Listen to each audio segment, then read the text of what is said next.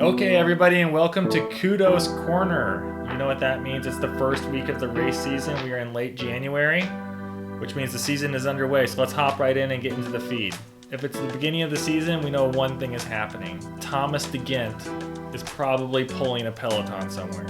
So here we are at 46 kilometers to go, and Thomas De Gendt is on the front. You can see the visible increase in the speed of the peloton. So here we are at 35 kilometers to go, and Joey Rosskopf is going to be caught because Thomas De Gendt is pulling the entire peloton.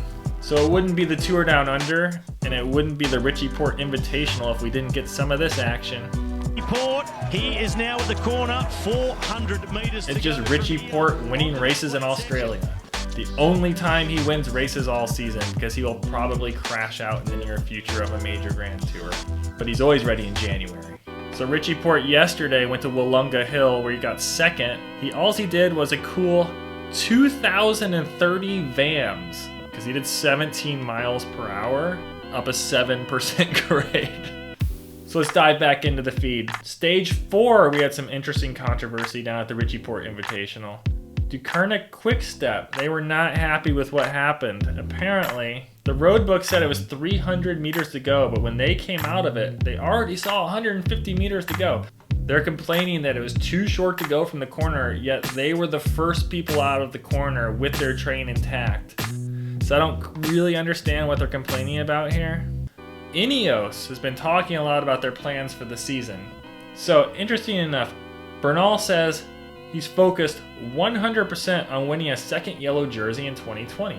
But then look right below this. We have Geraint Thomas, who also rides for the exact same team. He says, I want to give the Tour de France one more good go. Last year wasn't enjoyable, says the Welshman.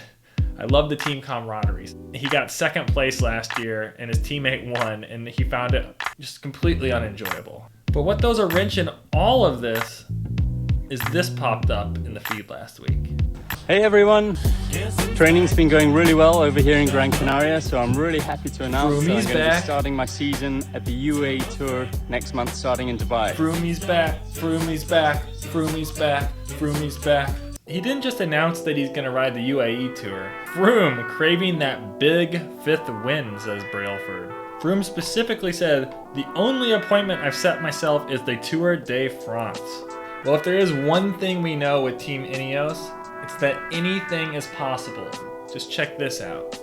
Froome now, he goes on the offensive, he goes on the attack over the top of this final climb, and nobody at the moment can go with him. That was where the time trial started. An 80-kilometer time trial. An epic ride by Chris Froome. Masterful performance, takes the win.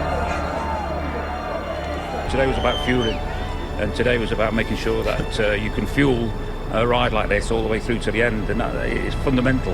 And so all the members of staff, every single one of them, myself included, have been out at the start of the road and put in place a fueling plan for him to make sure that he would absolutely not miss a beat, because that's basically the game changer.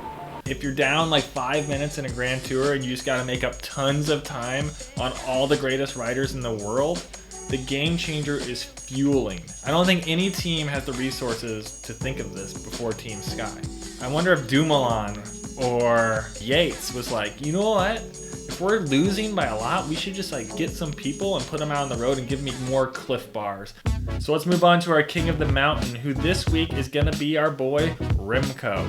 Remco, who needs no introduction, doesn't need a last name. He's a one name kind of guy. He's like Madonna, Prince, or Beyonce. Oh, is that no good? And he's decided it's time to win a Grand Tour. And who am I to doubt that, because he's Remco. Very European. It looks like he's got a big problem with the bike. In junior racing, you're pretty much told if you hear a crash, attack. The juniors, no respect for the world. This is our future generation. So then Remco proceeded to get back on his bike and just proceeds to do 500 watts for the next hour and a half. This is how he lost his last name. So let's go to my friend Matthew, who's an expert on all things cycling and a Canadian who's in a cabin somewhere in Canada right now. We don't know his location, but let's go to him right now. We're talking about Remco here. It's his birthday. What do you want to say to him for his birthday? So I have this present for Remco. this collector 1996 yellow jersey for him. I think, well, he's going to get one anyway. I'm sure he would love that. He says he's going to win the Giro this year. Does he have any real chance? I think, you know what, like he has a pretty good chance, at least for the first 2 weeks, to be in the top 5. You know, he did this really well. We'll have to see how his climbing is. But, you know, most people are actually going to the Tour de France this year, so he's got a good shot. Okay, scrolling through the feed here, I ran across some interesting news this week. Here we are. It will cost you $30,000 to ride with Lance Armstrong for a week and hang out with George Hincapie. Are you going? I'm not going because I actually don't have $30,000. But I think they offer, you know, a good program there. A program? Program. I haven't seen the program, but I think it's pretty cool. You know what? The only reason I would go would be just to touch like Hincapie's legs. Have you seen the veins? Just to touch those legs. Yeah, I would do it. Exactly. If you're gonna spend $30,000, the program better say for that week, I get to touch George Hincapie's vein legs. So this is Victor Campenaert's bike, where he set the hour world record doing 55,089 kilometers in a single hour. That seems like a lot. I think the comma period system in Europe is not the same as in the US. I give it kudos.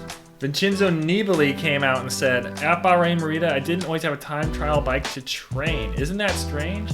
Rohan Dennis was in a huge fight with them last year about his time trial bike. He went on to win the world championship later. And I think I'm on team Rohan Dennis now. I think if you're a professional athlete who cycles for a living, you should probably have a time trial bike. Bahrain Merida, Broomwagon. I'm becoming a big fan of Alex Dowsett's Twitter. For the first time in the history of my cycling career, I've been given a responsibility far higher than any role within the team. Bus DJ.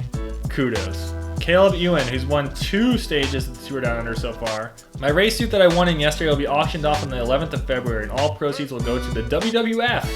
So that's great. So what you can do is you can spend a lot of money to get a used chamois from Caleb Ewing, and all your money will go to the World Wrestling Federation. Broomwagon. So Wout van Aert is going to be facing 3rd row start at Cyclocross World Championships.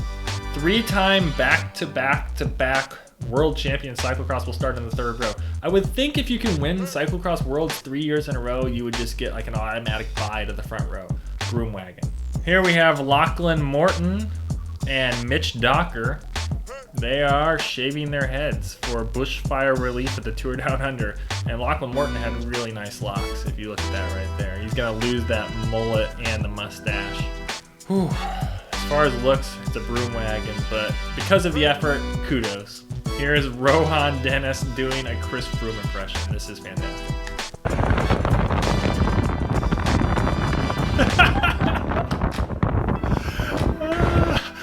No, play it again.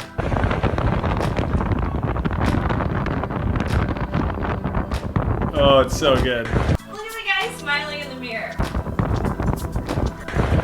Kudos to you, Rohan Dennis. That will do it for this week's version of Kudos Corner. If you enjoyed the show at all, please comment, please subscribe, let me know who's going to win the tour. We know it's going to be Team Ineos. Will it be Geraint Thomas? Will it be Egan Bernal? Will it be Chris Froome? I don't know. We know it won't be another team.